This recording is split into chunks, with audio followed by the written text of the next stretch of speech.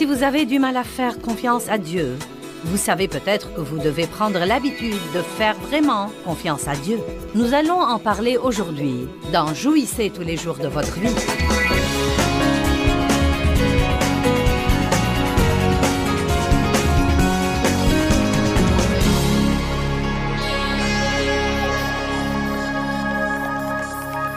Nous parlons de nous débarrasser des mauvaises habitudes et de prendre de bonnes habitudes. Vous pouvez rompre avec une mauvaise habitude juste comme vous rompez avec un mauvais petit ami.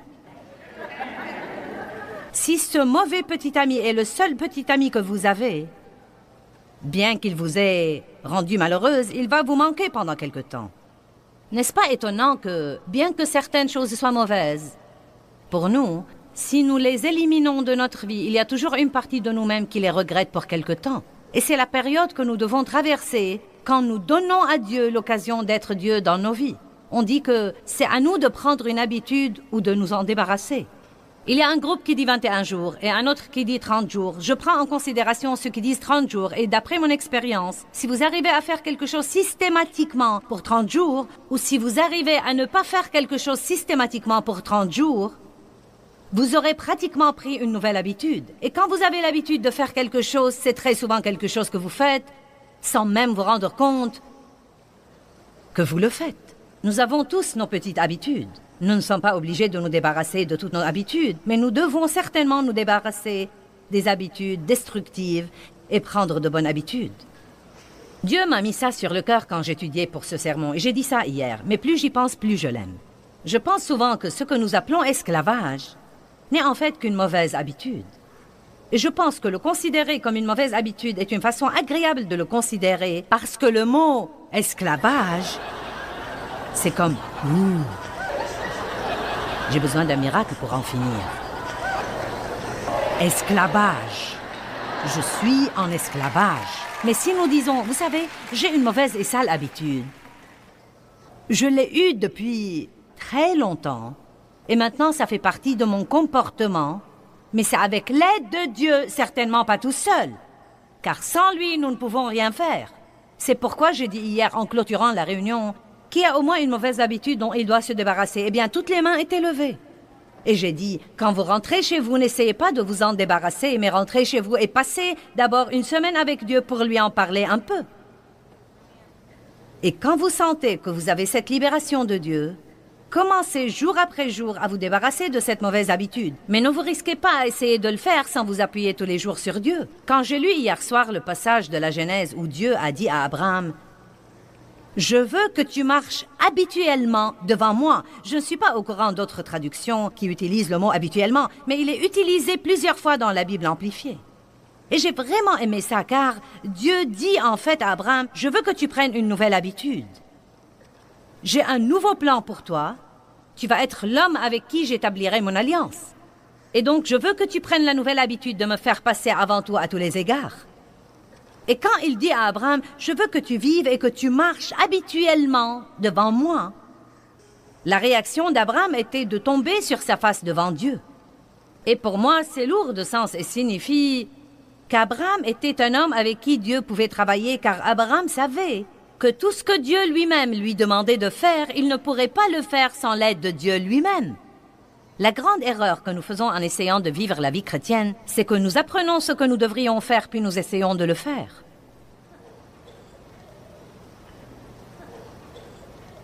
Et en fait, c'est très insultant pour Dieu parce qu'il ne veut pas du tout être tenu à l'écart. Et c'est dommage car nous sommes sincères. Nous pensons que nous faisons ce qu'il faut. Et nous disons à Dieu que nous faisons de gros efforts. Mais Dieu, je fais de mon mieux. Je fais tout ce que je sais faire. Et si tu peux me montrer ce que je devrais faire, Dieu, je le ferai.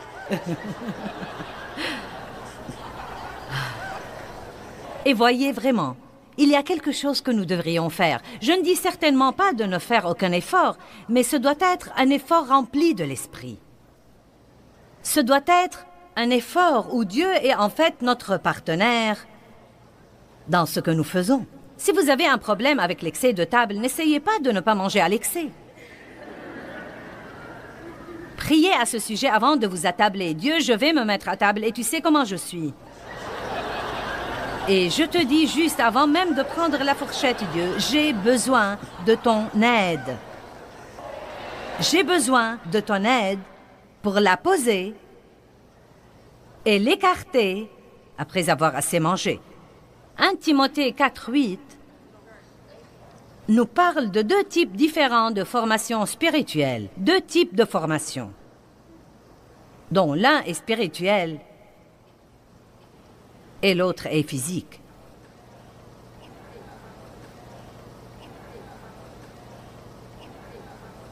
Car l'exercice corporel est de quelque valeur utile à peu de choses, tandis que la piété, l'exercice spirituel, est utile et a de la valeur à toutes choses et à tous les égards. Oula! Ayant la promesse de la vie présente et la promesse de la vie à venir. Je crois que c'est intéressant, car si je m'exerce spirituellement, si je suis forte dans l'esprit, et si j'exerce les disciplines spirituelles, ma vie sera meilleure ici-bas et j'aurai l'assurance de ma vie éternelle avec Dieu. Maintenant, vous savez, je suis ravie à l'idée d'aller au ciel, mais je voudrais faire un bon voyage.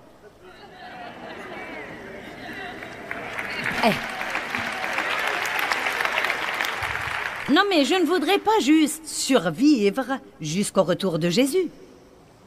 Et je crois que la religion, juste la religion, je pense qu'elle vole souvent le maintenant dans la vie des personnes. Et elle nous donne le bientôt glorieux et notre demeure au ciel et, vous savez, traverser le Jourdain et aller à la gloire. Et vous savez, je crois parfois que nous ne pensons pas assez au ciel. Je pense que nous devrions y penser un peu plus que certains d'entre nous le font, y compris moi. Mais nous avons vraiment une vie à vivre maintenant et c'est celle que nous avons maintenant. Et j'aime beaucoup quand il dit qu'il nous donne l'espérance pour le présent et pour l'avenir. Maintenant, je suis pour le sport et l'exercice corporel, car je ne l'ai pas pratiqué pendant 64 ans de ma vie. Je l'ai commencé depuis 2 ans et 2 mois. Et si vous êtes intelligent, vous en déduirez que j'aurai 66 ans en juin. Mais Dave est plus âgé que moi, sachez ça. Il aura 69 ans en juillet. Ouh! Amen. Maintenant, Dave s'exerce depuis 50 ans. Oula! Et donc, j'ai dû le regarder faire ça pendant 48 ans. Et c'était censé me condamner, mais ça n'a jamais fait son effet. Et finalement, Dieu m'a parlé. Je ne vais pas entrer dans le détail, mais Dieu m'a dit que si je voulais être forte pour le dernier tiers de mon voyage sur Terre, je devrais commencer à faire quelque chose. Maintenant, je me sens mieux. Je me sens bien dans ma peau, j'ai l'esprit vif, et donc je suis complètement pour l'exercice physique. Mais vous savez, il y a un monde plein de gens qui font de l'exercice. C'est une industrie énorme, et croyez-moi, il y a un peu partout des gens qui payent des frais d'adhésion au gymnase et qui s'entraînent à la maison. Et il y a des coureurs et il y a des marcheurs. Et vous savez, il y a des gens, beaucoup de gens, non pas tout le monde, mais beaucoup de gens, qui entrent dans ce domaine. Mais je me demande combien de chrétiens qui passent 3 ou 4 jours dans un gymnase pour s'exercer physiquement ne s'exercent jamais vraiment spirituellement. Et donc, à ce qu'il paraît, il y avait beaucoup de gens qui faisaient de l'exercice du temps de Paul. Le sport était une chose très importante à l'époque. Paul dit, car l'exercice corporel est utile à peu de choses, mais la piété est utile à toutes choses. Maintenant, voilà ce que je voudrais vous dire, et je voudrais le dire différemment. Vous pouvez prendre des habitudes spirituelles qui vous changeront absolument la vie, mais vous n'avez pas besoin d'un miracle, pas besoin de l'apparition d'un ange, pas besoin d'une prophétie personnelle. Je n'ai pas besoin de vous arracher à la foule aujourd'hui et de vous dire « Ainsi dit le Seigneur ». Si vous vous levez tôt, tous les matins, et si vous cherchez sa face, dit le Seigneur, vous aurez une bien meilleure vie. Je n'ai pas besoin de faire ça. Peut-être que certains y prêteront attention, mais le point essentiel, c'est que la Bible nous l'a déjà dit. Sortez du lit et ne faites rien avant de passer un moment à parler avec Dieu et à recevoir un petit peu de nourriture pour votre homme spirituel.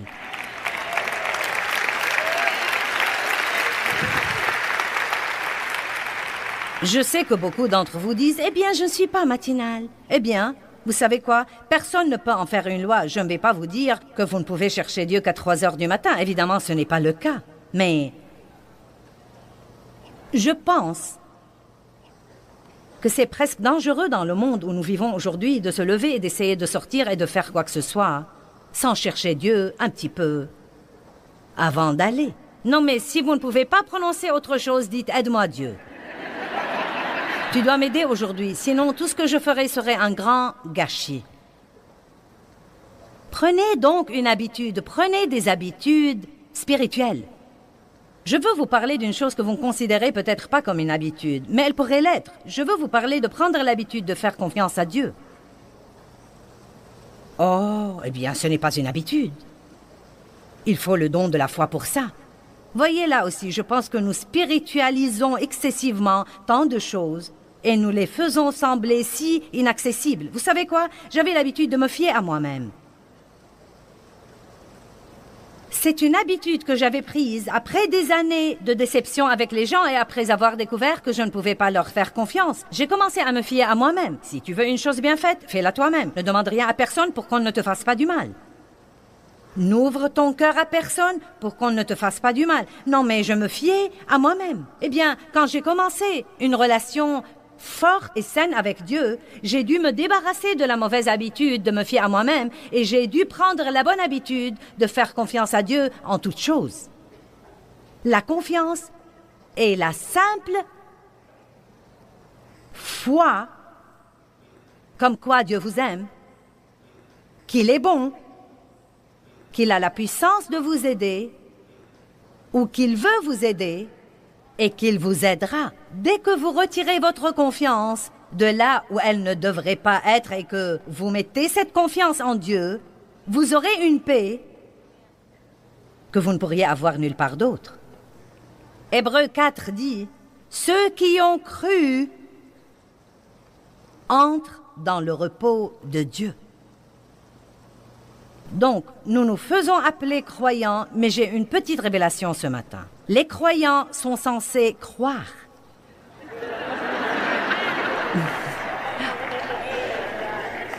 Nous ne disons pas « je suis douteur ». Et pourtant, bien des fois, nous sommes des croyants incroyants. Nous faisons confiance à nos amis. Nous faisons confiance au monde. Nous faisons confiance à la banque. Nous faisons confiance à la bourse, à la sécurité sociale. Nous faisons confiance au chômage.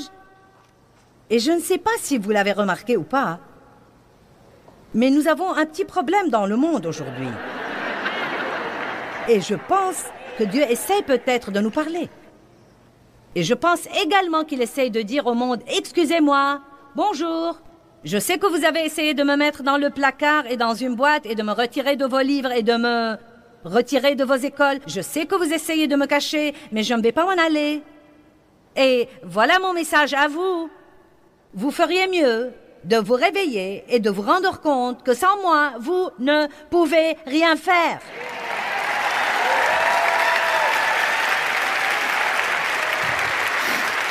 Vous savez, je ne peux même pas imaginer ce qui pourrait arriver et dans combien de temps, dans notre nation, si nos chefs de gouvernement menaient collectivement le peuple américain dans la prière et la recherche de Dieu.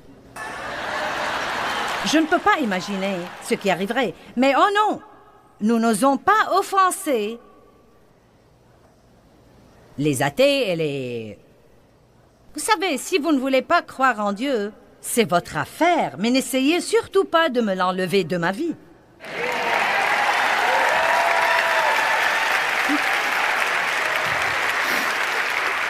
Prenez votre droit. Mais n'essayez pas de me voler le mien. Nous vivons dans un monde qui est plein d'humanisme. Et cela veut simplement dire que nous ne voulons pas Dieu dans nos vies. Et c'est exactement pourquoi les choses s'effondrent. Et je n'ai pas l'intention d'être impoli, mais je ne pense pas que le gouvernement puisse arranger les choses.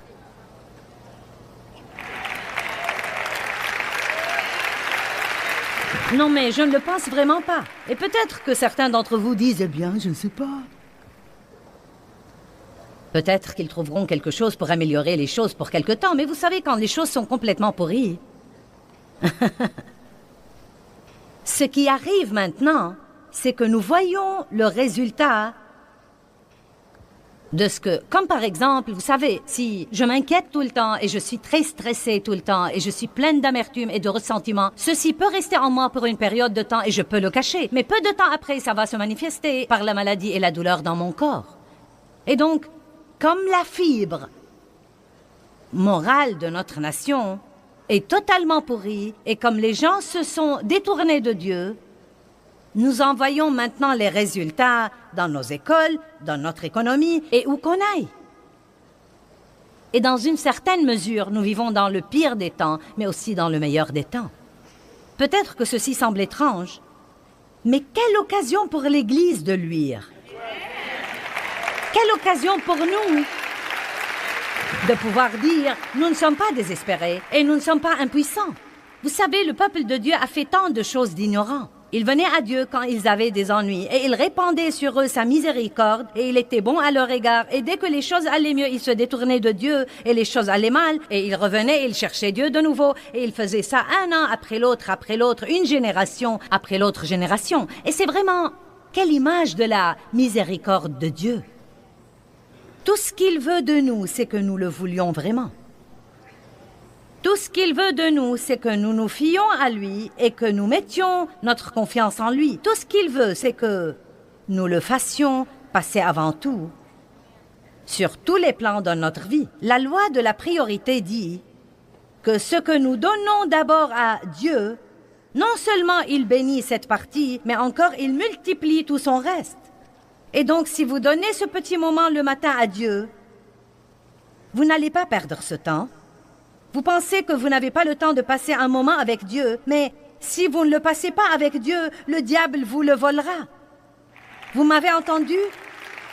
Si vous ne passez pas un temps avec Dieu, le diable vous le volera. Mais si vous le passez avec Dieu, il peut vous donner une idée qui pourrait vous épargner 2 heures juste comme ça.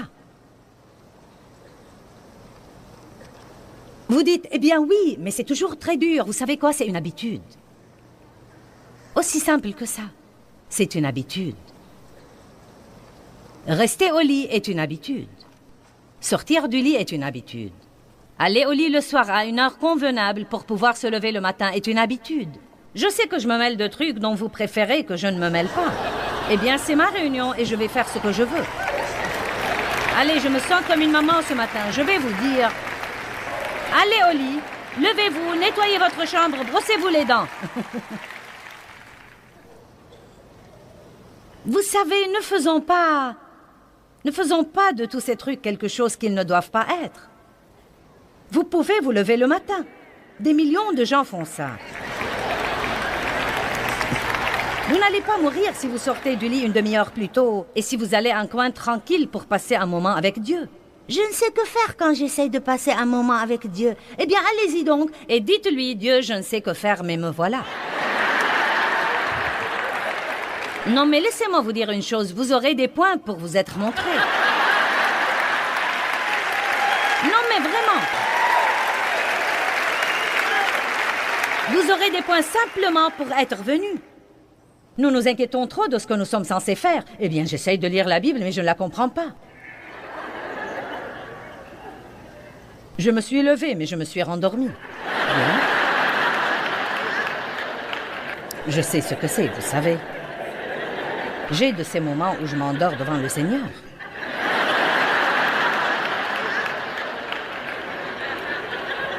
J'ai eu une vie tumultueuse pour très longtemps. Je regrette vraiment toutes ces années de ma vie que j'ai gaspillées et que je ne peux pas récupérer. Même comme chrétienne, j'étais exaspérée par des trucs que je ne pouvais pas changer. Je vivais sous la condamnation, je n'avais pas de paix, je ne jouissais pas de ma vie. J'allais à l'église. Je croyais que j'irais au ciel. Mais je ne jouissais pas du voyage. J'ai eu une transformation radicale dans ma vie, surtout dans les 20 dernières années de ma vie avec Dieu, peut-être dans les 15 à 20 années. La vie ne vaut vraiment pas la peine d'être vécue si vous allez être exaspéré tout le temps. Et vous pouvez prendre l'habitude de faire confiance à Dieu, quoi qu'il arrive dans votre vie. Vous pouvez prendre l'habitude de dire « je ne vais pas m'en inquiéter, je ne vais pas essayer de comprendre, je suis passé par là, j'ai fait ça ». Vous savez ce qui arrive quand vous essayez de comprendre quelque chose, vous serez déconcerté. Certains sont probablement venus ici très déconcertés. Et quand j'ai demandé à Dieu, il y a des années, pourquoi tant de gens étaient déconcertés, y compris moi-même, il m'a dit, dis aux gens de ne plus essayer de comprendre les choses pour ne pas être déconcertés. Nous n'avions pas besoin de délivrance. Ce n'était pas un esclavage. Nous avions juste besoin d'éteindre notre cerveau et de dire, Dieu, j'ai confiance en toi. Je ne peux pas faire ça, mais toi, tu peux. Il n'y a qu'une chose qui amène la paix, le repos, la joie et le plaisir. Et c'est d'apprendre à avoir habituellement confiance en Dieu. Il y a des décisions que nous devons prendre dans la vie. Nous avons besoin de conseils entre toutes les demandes de prière qui affluent à notre bureau. La demande numéro 1 est « Priez que je sois à l'écoute de Dieu ». Priez que je sache quoi faire. Et le seul moyen d'apprendre vraiment à écouter Dieu, c'est d'apprendre à écouter notre cœur où demeure Dieu, plutôt que de vivre sans réfléchir selon nos émotions ou notre volonté. Si vous voulez écouter Dieu en sécurité, il est impératif que vous connaissiez la parole. Je sais que nous disons toujours, vous devez connaître la parole, la connaître et la connaître. Écoutez-moi bien. Vous devez connaître la parole. Et je suis convaincue plus que jamais, et je me suis rendu compte vers la fin de l'année passée, de ce qui ne va pas chez les gens. Et Dieu m'a dit, ils n'étudient pas. Beaucoup de gens vont à l'église. Peut-être que vous étudiez, mais je ne m'adresse pas uniquement à vous, je m'adresse aux gens dans le monde entier.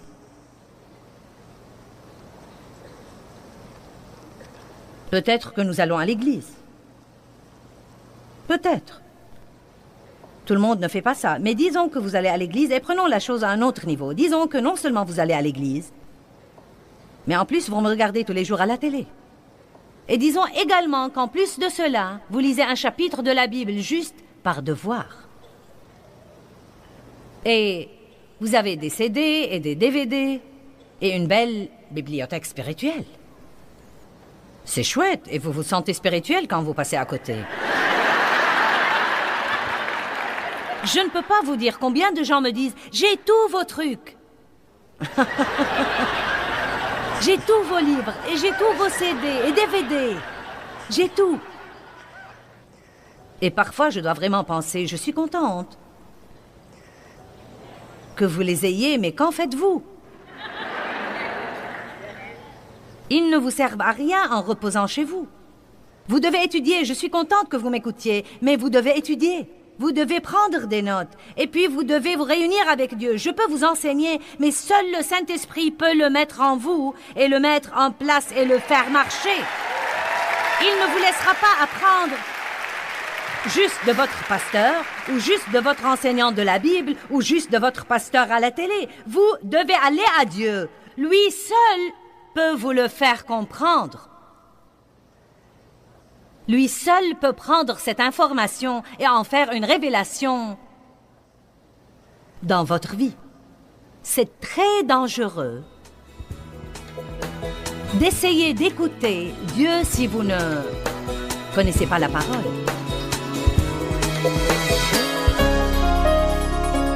Eh bien, la Bible nous enseigne, et je peux en fait confirmer de mon expérience personnelle que sans le Christ, nous ne pouvons absolument rien faire avec succès et le faire bien. Nous avons vraiment besoin de passer des moments de qualité avec Dieu.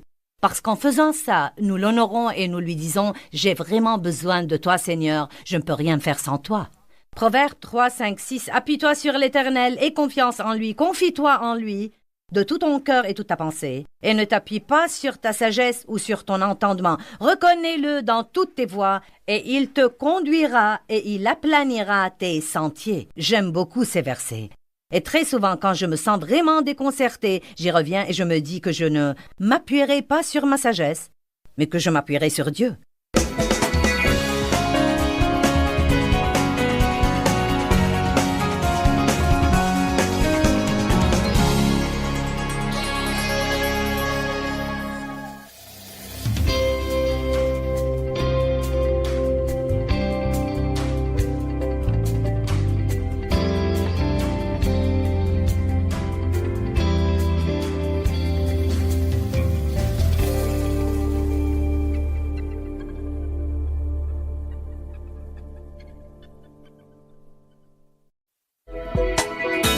Vous êtes-vous jamais senti désorienté quant à la direction que vous devriez prendre dans la vie ou quant à entendre de Dieu?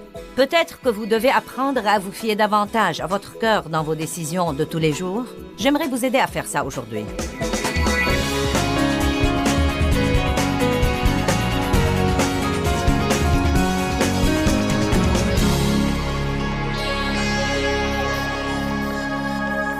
C'est très dangereux d'essayer d'entendre de Dieu si vous ne connaissez pas la parole. Très souvent, les jeunes chrétiens s'attirent de gros ennuis sur ce plan. Ce n'est pas qu'ils ne sont pas sincères. Ils sont très sincères. Ils cherchent sincèrement Dieu, car il n'y a pas un feu comme le feu des nouveaux croyants. Mais parce qu'ils ne savent vraiment pas grand-chose, l'ennemi essaye de faire de ce feu un incendie de forêt. Et vraiment, les choses auxquelles nous faisons face avec les chrétiens sont difficiles à croire. Mais je vais vous donner un exemple. Nous avions une dame qui, et ça arrive souvent, des gens vendent tout ce qu'ils possèdent et viennent à notre bureau. Dieu m'a dit que j'allais travailler pour vous. Avez-vous rempli une demande d'emploi? Êtes-vous sûr que nous avons un poste vacant? Ils ne savent pas où ils vont vivre. Ils ont tout vendu. Ils sont là. Nous n'allons pas embaucher quelqu'un comme ça. Non, mais je ne vais pas vous embaucher parce que vous dites que Dieu vous a dit que je devais vous embaucher. Il doit me le dire à moi. Vous devez être compétent pour faire le travail. Peu importe ce que Dieu vous a dit. Comment peut-elle être aussi trompée? Parce qu'elle ne connaissait pas la parole. Peu m'importe combien vous priez. En fait, je vais vous dire que si vous priez et vous essayez d'opérer par les dons de l'esprit et que vous ne connaissez pas la parole, vous finirez par vous attirer des ennuis. Vous devez connaître la parole de Dieu, car la parole nous apprend la sagesse. Donc, un peu de bon sens lui aurait dit que ça n'allait pas marcher. Laissez-moi vous dire une chose. Le bon sens est un don de Dieu. Non, mais c'est vraiment un don de Dieu. C'est ce dont parle le livre des Proverbes quand il dit d'acquérir l'entendement. Plus que toute autre chose dans la vie, acquérir l'entendement et l'intelligence et le discernement et la discipline et acquérir la sagesse et la connaissance plus que toute autre chose que vous recherchez dans la vie. Ne faites pas des tas de trucs stupides. La Bible dit que quand vous devenez chrétien, vous devez renouveler votre pensée. Elle ne dit pas de l'éliminer.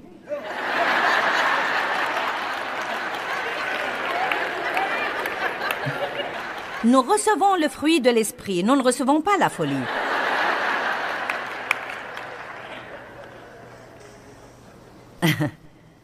Nous voulons tous savoir ce que Dieu nous dit. Eh bien, suivez la paix, qu'en pensez-vous?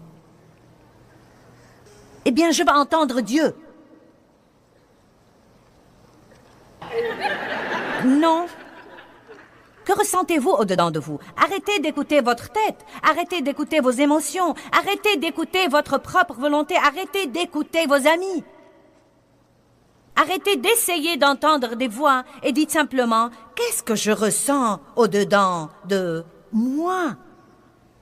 J'ai fait dernièrement la signature d'un de mes livres dans une ville et la troisième personne dans la queue de la signature du livre m'a dit « Non, mais je signais ces livres aussi vite que possible et les gens prenaient des photos et je les saluais. » Et 3 personnes m'ont dit « As-tu un mot pour moi ?» Je me suis dit « D'accord, je sais ce que j'ai là. J'ai un groupe du même endroit où chacun aime et doit donner un mot à l'autre. » Je leur ai dit « Oui, j'ai un mot pour vous. Il est dans le livre que vous venez d'acheter. Lisez-le chez vous. »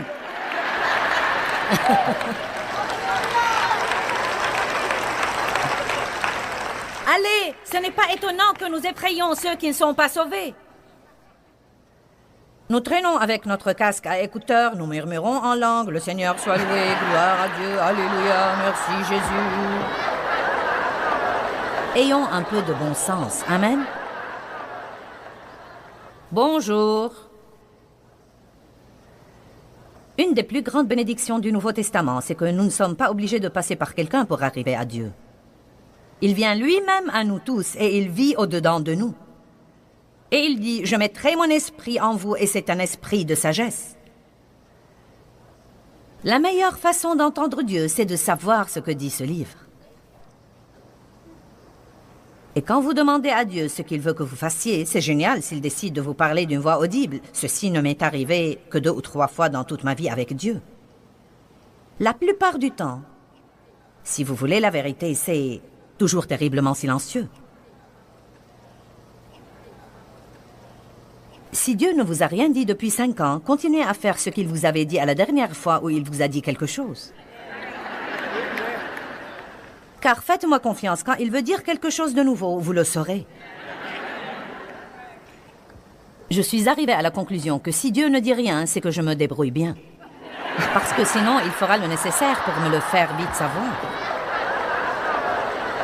Donc je crois que si papa est silencieux, c'est un bon signe.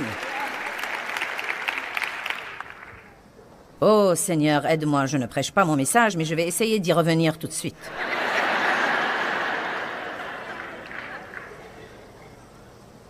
Apprenez à vous fier à votre cœur. C'est là où demeure Dieu. Apprenez à vous y fier. Ne pensez pas toujours aux choses. La Bible nous dit que, dans Hébreux 4:12, elle dit que seule la parole de Dieu partage âme et esprit. Seule la parole de Dieu peut tracer cette ligne de démarcation nette qui partage jointure et moelle. Vous savez, votre âme et notre esprit, nous pouvons nous y perdre. Est-ce que j'entends Dieu? Est-ce que je m'entends moi-même? Est-ce que j'entends le diable ou mes amis? Est-ce que je veux ça ou Dieu le veut? Est-ce que je ressens ça ou Dieu le ressent? Et ce pourrait être un domaine délicat, voire dangereux. C'est si facile de faire les choses par les émotions. Et tout à coup, vous vous engagez à quelque chose qui devient un gâchis énorme et gigantesque dans votre vie, simplement parce que vous n'avez pas attendu assez longtemps pour voir si vous avez vraiment la paix à l'égard de ce que vous sentez. Allez maintenant. Si vous avez vraiment envie d'épouser quelqu'un, ne l'épousez pas parce qu'il est beau et qu'il a un physique agréable ou... Veillez à le fréquenter assez longtemps pour voir quel genre de caractère il a. Et ne pensez pas seulement à l'effet qu'il vous fait sentimentalement, mais voyez ce que vous ressentez au-dedans de vous. Nous devons arrêter de vivre sans réfléchir et apprendre à vivre un peu plus profondément.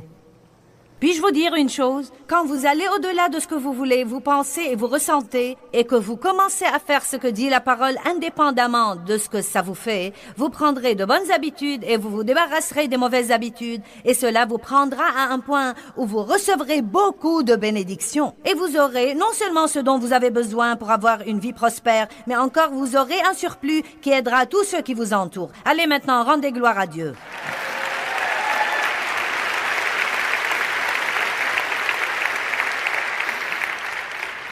Le cœur de l'homme médite sa voie.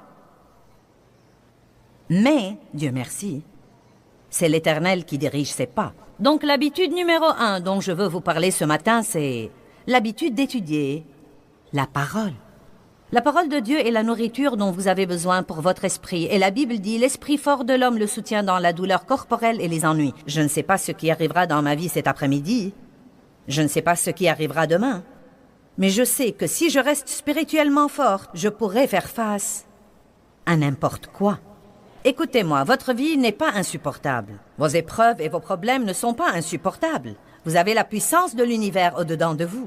Et vraiment, vous pouvez faire tout ce que vous devez faire dans la vie, mais vous devez être fort spirituellement. Et n'attendez pas d'avoir un problème pour commencer à vous fortifier. Vous devez rester fort. Maintenant, la deuxième chose que je veux dire ce matin est prenez l'habitude de reconnaître Dieu dans toutes vos voies. C'est une habitude. Juste avant de faire quoi que ce soit, Dieu aide-moi. Vous entrez dans le centre commercial, mène-moi Seigneur. Aide-moi à ne pas acheter des tas de trucs dont je n'ai pas besoin. S'il y a quelque chose d'avantageux pour moi, ou s'il y a une bonne affaire, aide-moi à les trouver. Si vous êtes venu pour une certaine chose, Dieu rachète mon temps, aide-moi avec ça. Vous quittez, vous avez eu ce que vous voulez. Merci Dieu, j'apprécie ton aide. Prenez l'habitude de parler à Dieu de toutes choses. C'est ce qui nous donne cette relation personnelle, intime avec Dieu. Ça ne sert à rien d'aller à l'église le dimanche et d'oublier Dieu le reste de la semaine et d'essayer de faire les choses tout seul. Prenez l'habitude d'inclure Dieu dans tous les domaines de votre vie. Proverbe 3, 5 à 7 dit « Confie-toi en l'Éternel de tout ton cœur et ne t'appuie pas sur ta sagesse. Reconnais-le dans toutes tes voies et il aplanira tes sentiers. » Le reconnaître veut simplement dire se soucier de ce qu'il pense. « Seigneur, est-ce que tu veux que je fasse ça? Est-ce le meilleur choix pour moi? » Et ce qui arrivera si vous commencez à reconnaître Dieu, c'est que vous commencerez à dire quelque chose et tout à coup vous sentirez dans votre fort intérieur vous allez dans une certaine direction et vous faites quelque chose et vous sentirez dans votre fort intérieur vous entendrez Dieu. C'est le Saint-Esprit qui incite quelque chose là-dedans et qui vous fait savoir « Ah, ce n'est pas bien, je ne sais pas. » Vous en serez au point où vous pourrez fréquenter les gens et avoir le discernement. Où les gens semblent merveilleux, mais vous saurez qu'il y a quelque chose qui ne va pas. Où vous saurez que ce n'est pas bien pour vous. Parfois, quand nous sentons que quelque chose n'est pas bien, ça ne veut pas dire que la personne en question est mauvaise. Cela veut juste dire que ce n'est pas la relation qu'il nous faut. Amen. Prenez l'habitude de reconnaître Dieu dans toutes vos voies. Prenez l'habitude d'être mené par la paix. Oh mon Dieu, je ne supporte plus ne pas avoir la paix après toutes ces années où j'étais exaspérée dans la frustration et le désarroi.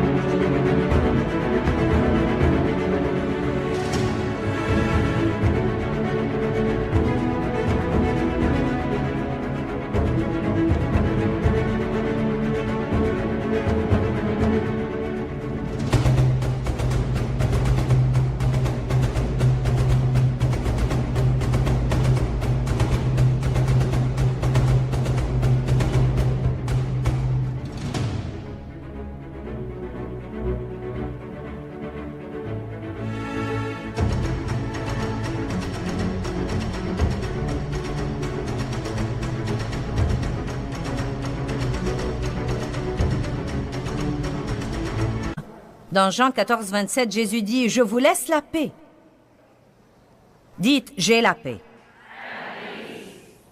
Vous l'avez, vous avez la paix dans votre esprit. Ce n'est pas avec votre esprit que vous avez des ennuis, mais avec votre âme. Je vous laisse la paix, je vous donne et vous lègue ma paix maintenant. Je ne vous donne pas comme le monde donne. Que votre cœur ne se trouble point et ne s'alarme point. Arrêtez de vous permettre d'être agité et perturbé. Arrêtez de vous permettre d'être craintif et intimidé et lâche et instable. Il n'a pas dit « Vous avez besoin d'une délivrance ». Il a dit « Ça suffit ».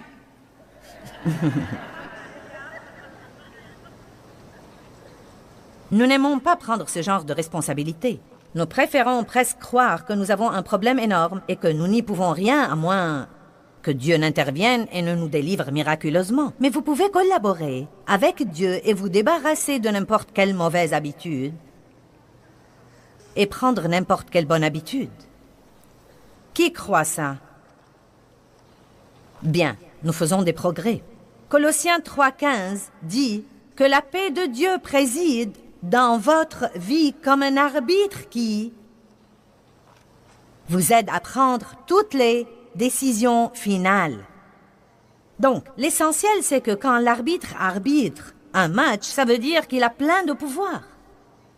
S'il dit que le ballon est out, il est out. S'il dit que le ballon est bon, il est bon. Il est soit out, soit bon. N'est-ce pas? Et nous devons être avisés de cet arbitre. Dans votre vie, le Saint-Esprit qui nous mène tout simplement par la paix. Si vous avez la paix, allez-y. Et sinon, priez un peu plus et attendez, aussi désespérément que vous le vouliez, quel que soit ce que vous en pensez, quel que soit ce que ça vous fait, aussi nombreux que soient vos amis qui le font, vous devez avoir la paix. Et je suis sûre que nous avons une pièce remplie des gens ici et un monde rempli de gens qui nous regardent à la télé qui, si on leur avait dit la vérité, n'auraient pas eu la plupart des problèmes qu'ils ont en ce moment, ils ne les auraient pas eus s'ils avaient suivi la paix.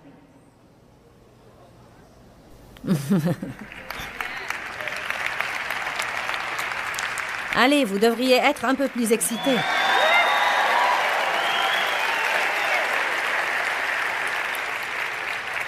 Ça m'intéresse toujours ce que les gens deviennent silencieux quand on leur donne une responsabilité.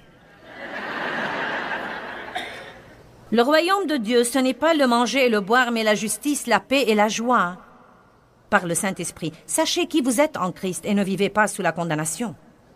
Vous devez avoir la paix et vous devez jouir du voyage. Et le seul moyen d'avoir la paix, c'est de prendre l'habitude de faire confiance à Dieu, advienne que pourra. En fait, j'ai eu un nouvel accord avec Dieu. Je lui ai dit, je te demanderai tout ce que je voudrais et je me contenterai de ce que tu me donneras. Peut-être que ça ne marche pas pour vous, mais ça marche admirablement bien pour moi. Non, mais car j'étais de ceux qui disent, vous savez, je ferai en sorte que ça se produise. Est-ce que j'ai des frères ou des sœurs en ce moment qui disent, c'est comme ça que ça devrait être, et tu vas changer, et tu ne vas pas agir comme ça chez moi. Oh mon Dieu, si seulement je savais ces trucs quand mes enfants étaient adolescents et qu'ils grandissaient. J'étais folle furieuse en essayant d'élever mes 4 enfants, car j'en avais un qui était comme moi. Et je demandais, qu'est-ce qui ne va pas chez toi? Je ne savais pas qu'il était comme moi. J'étais Miss propre et ordonnée, et j'avais une fille qui était vraiment désordonnée. Non mais ça me surprenait qu'elle puisse se retrouver le matin. Elle avait plus de vêtements par terre que dans la garde-robe. Et j'avais une autre qui était une mélancolique, forte et bien organisée. Et nous en rions, elle et moi, l'autre jour. Elle passait probablement 1 heure le matin à son maquillage et ses cheveux. Mais elle ne prêtait attention qu'aux parties qu'elle voyait. En fait, elle ne faisait rien pour les parties de derrière. C'était... Non, mais Elle avait ces grandes boucles ébouriffées, vous savez? Non mais, du côté, elle avait l'air vraiment étrange, car ses cheveux étaient... Et puis de derrière, ils étaient... Et elle voulait que tout soit parfait. Non mais, je la voyais faire des tampons de ses papiers de devoir l'un après l'autre et les jeter à la poubelle, bien qu'elle eût presque terminé, mais elle a fait une erreur. Et elle n'allait pas présenter le papier avec des erreurs. C'était incroyable. Non mais, je n'avais déjà pas toute ma raison. Dieu venait de m'appeler au ministère et j'essayais d'étudier et d'apprendre et de donner une étude de Bible à la maison. Et j'essayais d'apprendre à être une femme soumise et à ne pas me mettre en colère chaque fois que Dave allait jouer au golf. Et j'avais là un adolescent tout à fait comme moi. J'avais une fille qui ne remettait rien en ordre et une autre fille qui ressemblait à cette radicale mélancolique qui voulait que tout soit parfait. Et puis, j'avais un bébé.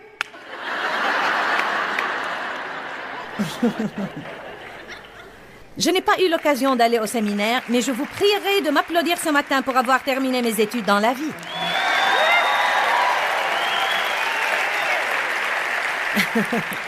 J'ai réussi à vivre dans ce monde et j'ai réussi à appliquer ces principes bibliques à ma vie quotidienne. Et je suis là pour vous dire que vous pouvez jouir du voyage. Vous pouvez avoir une bonne relation avec vous-même et apprendre à vous entendre avec les gens qui ne font pas ce que vous voulez qu'ils fassent.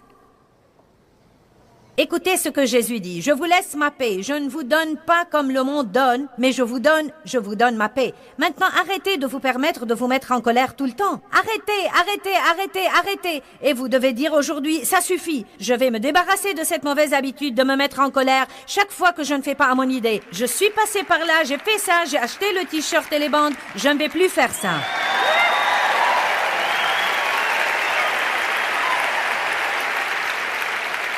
La paix sera l'arbitre dans ma vie. Vous pouvez vous débarrasser de cette mauvaise habitude. Je ne pense pas que nous puissions nous empêcher de nous mettre en colère parfois. Mais nous ne devons pas rester en colère. La Bible dit, si vous vous mettez en colère, ne péchez point. Que le soleil ne se couche pas sur votre colère et ne donnez pas au diable une telle occasion ou un tel accès. Éphésiens 4, 26, 27. Comprenez-vous ces versets? Quand vous vous mettez en colère, ne péchez point. Il ne dit pas de ne vous mettre jamais en colère. Si vous ne faites pas à votre idée, peut-être que vous vous mettrez en colère. Mais à ce moment-là, vous devez dire, d'accord, je peux sûrement contrôler ça. Je vais vous pardonner. Je ne croirai qu'au bien. La vie pourra être si simple si nous venons comme un petit enfant et si nous prenons l'habitude de dire, tu sais quoi Dieu, je ne peux plus faire ça, je dois me fier complètement à toi. Je ne peux pas essayer de comprendre tout ça, je ne peux pas essayer de forcer les choses. Je ne peux même pas me mettre en colère là-dessus. Si tu ne peux pas me changer, je ne peux pas me changer moi-même. Si tu ne peux pas changer cette personne qui m'exaspère, je ne peux pas la changer. Si tu ne peux pas changer mes circonstances, je ne peux pas changer mes circonstances. Je vais jouer mon rôle, Dieu, et c'est fini pour moi. Allez, reposons-nous un peu. Ayez un peu de paix.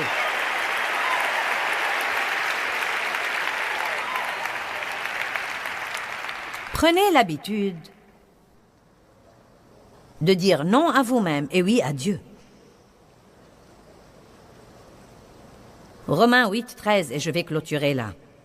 Car si vous vivez selon les ordres de la chair, vous mourrez sûrement. Regardez-le avec moi. Si vous vivez selon les ordres de la chair, vous mourrez sûrement. Maintenant, il ne parle pas de tomber par terre et de mourir et ne pas respirer. Il dit que vous allez avoir une vie malheureuse, avec tout ce qui appartient à la mort.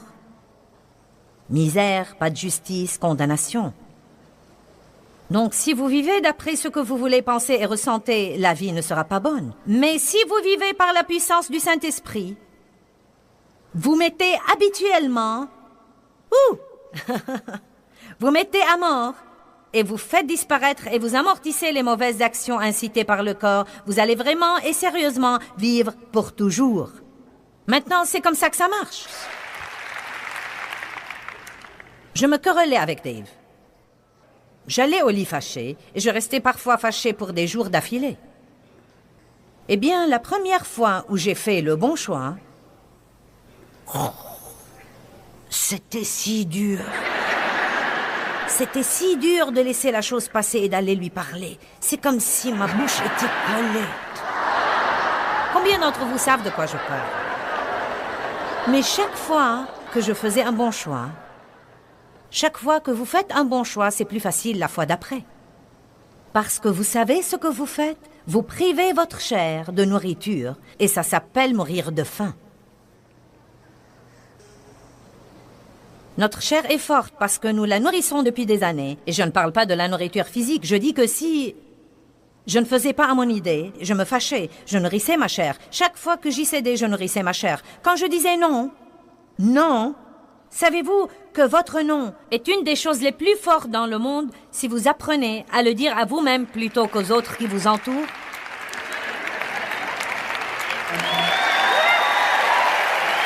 Vous avez compris? Essayez de vous dire non à vous-même. Et chaque fois que vous faites ça, vous ne nourrissez pas cette chose qui vous contrôle. Et peu de temps après, vous constatez qu'elle perd le pouvoir sur vous. Tenez donc, je suis radicalement, incroyablement différente. Je ne saurais même pas vous dire ou vous expliquer combien c'est merveilleux par rapport à ma vie d'avant. J'aimais Dieu, mais je ne savais pas ce que j'essaye de vous dire aujourd'hui. Personne ne me l'avait dit. J'ai dû souffrir pendant de nombreuses années, jusqu'à ce que j'ai découvert que nous devons nous débarrasser de ces mauvaises habitudes et prendre de nouvelles habitudes. Il ne s'agit pas d'un miracle. Il ne s'agit toujours pas de « écoutez-moi bien, Dieu nous délivre », mais ça ne veut pas dire que nous avons tous un esclavage profond bien établi. Cela veut dire qu'il nous apprend par sa parole à prendre les bonnes décisions. Et avec chaque bonne décision que nous prenons, nous commençons à prendre de nouvelles habitudes. Ça s'appelle se dépouiller du vieil homme et revêtir l'homme nouveau. Et se dépouiller et revêtir est un mot d'action. Et la Bible nous dit dans Colossiens 3, revêtez un comportement. Revêtez un comportement qui fait honneur à Dieu. Amen. Débarrassez-vous de ces mauvaises habitudes. Prenez de bonnes habitudes. La première chose à faire dans chaque situation, c'est de dire, Dieu, je te fais confiance. Dites toujours, je te fais confiance. Je ne sais que faire, mais je te fais confiance. Je ne sais pas pourquoi, mais je te fais confiance. Je te fais confiance, je te fais confiance, je te fais confiance. Quand vous faites ça, vous aurez la paix. Et quand vous avez cette paix, la vie devient douce. Eh bien, la Bible nous enseigne, et je peux le confirmer d'après mon expérience personnelle, que sans le Christ, nous ne pouvons rien faire avec succès.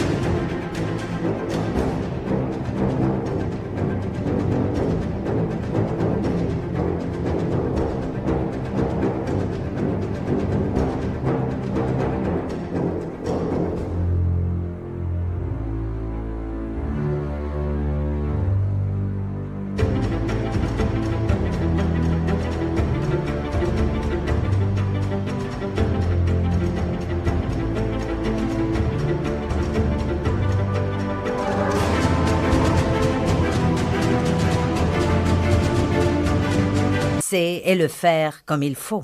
Nous avons vraiment besoin de passer un moment, des moments de qualité avec Dieu.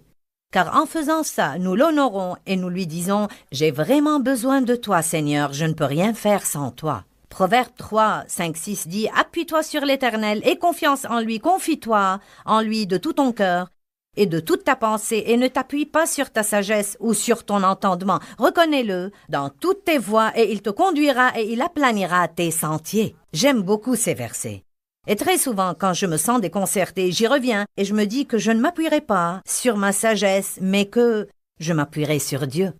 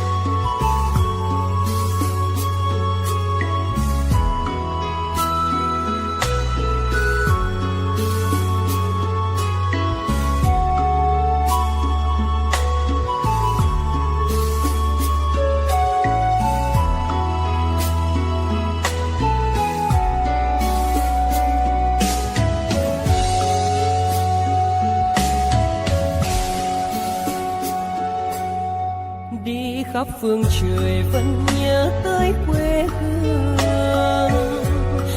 Người về đây thăm làng trù quê mẹ và làng sen quê cha, xúc động bồi hồi người rơi giọt lệ, thương mái nhà tranh thương đất mẹ nghèo.